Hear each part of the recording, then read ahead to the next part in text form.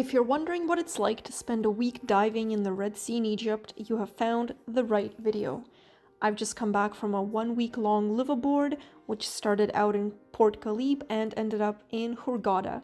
I was there for 7 days, and let me show you what my week looked like. I boarded my boat in Port Khalib Marina, where, as you can see, all of the boats are Liveaboard boats. Let me show you the back deck first. This is on the second floor, and it's the only part of the ship which was outside and also covered by shade, so you didn't get burnt as you rested and waited out between dives. It also had a bit of a lounge area with a TV in the back, but nobody ever really used this, except to nap. Now moving on upstairs, this was one of my favorite parts of the ship, the sun deck. It did get pretty hot up here during the day, but there's a tiny sliver of a shadow underneath the bridge thing if you lie directly underneath it. It also had a jacuzzi, which we only used once the entire week. And otherwise we hung out out here in the nighttime when the sun had gone down and we didn't have any danger of getting burnt. And also this happens to be the first dive site.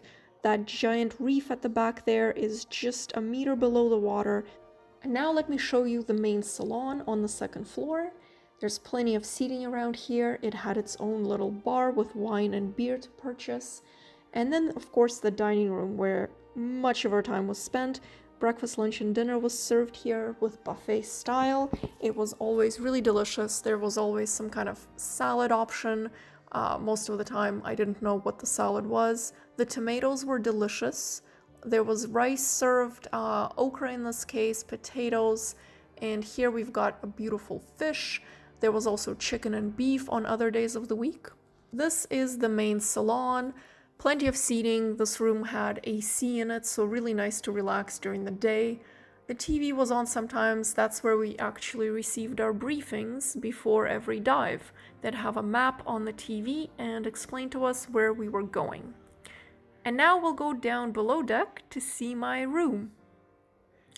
I stayed in a double room by myself, so you'll see my stuff all over both of the twin beds. This was a nice little AC equipped room, which was kind of vital. If I had it off, it was really difficult in there. I had my own private bathroom with a port window and also a shower right behind the door. The room also had its own fridge. I didn't really use it, but it was there. And there is me. Hello.